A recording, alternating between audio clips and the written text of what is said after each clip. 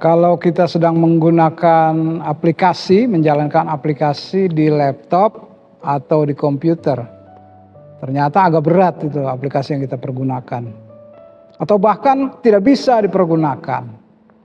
Maka pasti kita akan memakai antivirus untuk menggunakan.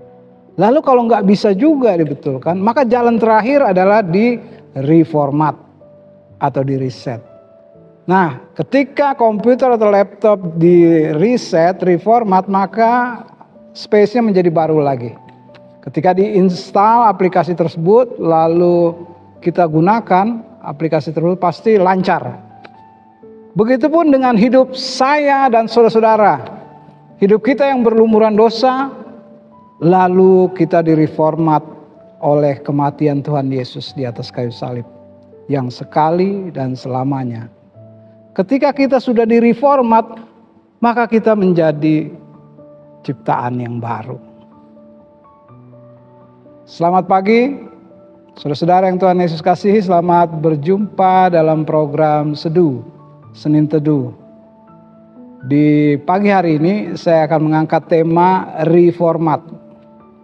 Kita akan membaca dari 2 Korintus 5 ayat 17. 2 Korintus 5 ayat 17. Saya bacakan.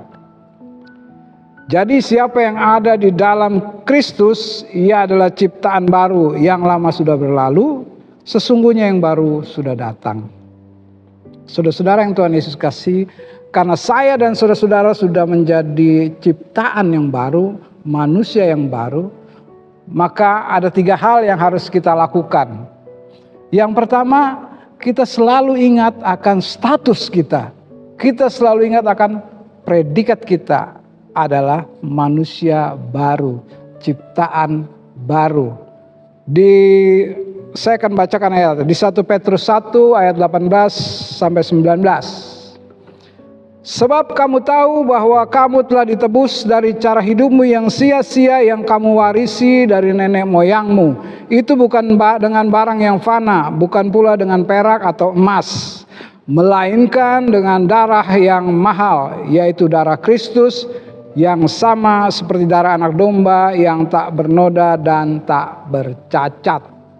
Jadi saudara-saudara yang Tuhan Yesus kasihi, ketika kita menjadi manusia yang baru, maka selalu yang pertama ingatlah status kita. Ketika dalam hidup kita selalu ingat akan status kita ciptaan yang baru, maka pasti kita akan menjalaninya dengan tertib. Yang kedua, Tuhan sebagai penebus kita hanya minta satu hal.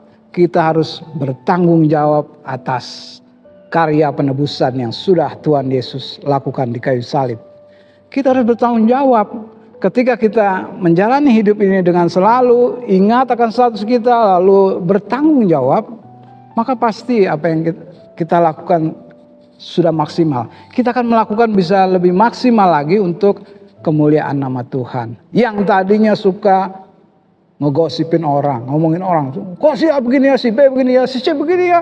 Ketika kita ingat status kita adalah umat tebusan, status kita, dan kita bertanggung jawab atas penebusan tersebut, maka tentu kita akan berpikir ulang, oh iya ya, pikiran kita, perkataan kita, dan perbuatan kita harus pertanggungjawaban. Karena kita sudah manusia yang baru, yang sudah ditebus oleh Tuhan Yesus di kayu salib. Yang tadinya kesenggol sedikit langsung mutung, langsung baperan, terus keluar dari gereja, pindah gereja, di gereja lain gitu juga tersinggung, pindah lagi ke gereja lain. Ketika kita bertanggung jawab akan penebusan yang telah Tuhan beri, maka pasti, oh iya ya, kecil banget saya ya kalau baru kesenggol sedikit dengan kata-kata yang pedas, terus kita tersinggung, kita pergi dari persekutuan, sangat kecil sekali. Lalu apakah kita juga bisa mengampuni ketika ada orang yang bersalah kepada kita? Kita tidak bisa mengampuni sampai 3 tahun, 4 tahun, sampai lama begitu. Nah, ketika kita selalu ingat status kita dan kita bertanggung jawab penuh atas karya penebusan Tuhan Yesus, maka pasti, oh iya ya, Tuhan Yesus aja mau mengampuni kok. Pasti kita selaku ciptaan yang baru, pasti kita juga mampu untuk mengampuni. Lalu yang ketiga, yang terakhir, selaku ciptaan yang baru, kita hanya melakukan apa yang Tuhan mau. Bukan apa yang saya mau atau apa yang saudara mau. Bukan. Tapi lakukan apa yang Tuhan mau. Karena ketika kita melakukan itu, maka kita sudah berkenan di hadapan Tuhan Yesus Sang Penebus itu. Jadi saudara-saudara yang dikasih Tuhan, saya simpulkan firman Tuhan di pagi hari ini. Kita adalah manusia yang sudah direformat menjadi ciptaan yang baru. Maka kita harus melakukan 3 hal. Ingat selalu akan status kita selaku umat tebusan. Yang kedua, selalu kita bertanggung jawab atas tebusan yang Tuhan sudah lakukan di atas kayu salib. Dan yang ketiga, lakukan apa yang Tuhan mau, bukan yang kita mau. Ketika kita melakukan 3 hal itu, maka kita menjadi manusia ciptaan yang baru yang berbuat maksimal untuk kemuliaan Sang Penebus. Tuhan Yesus berkati. Mari kita berdoa. Tuhan Yesus yang Maha Kasih Maha Baik, di pagi hari ini terima kasih, kami bersyukur kami boleh diingatkan oleh firman Tuhan bahwa status kami adalah umat yang telah Engkau tebus. Sehingga kami selalu ingat akan status kami dan bertanggung jawab penuh atas status itu, dan juga kami selalu mampu dan mau melakukan apa yang Tuhan perintahkan buat kami.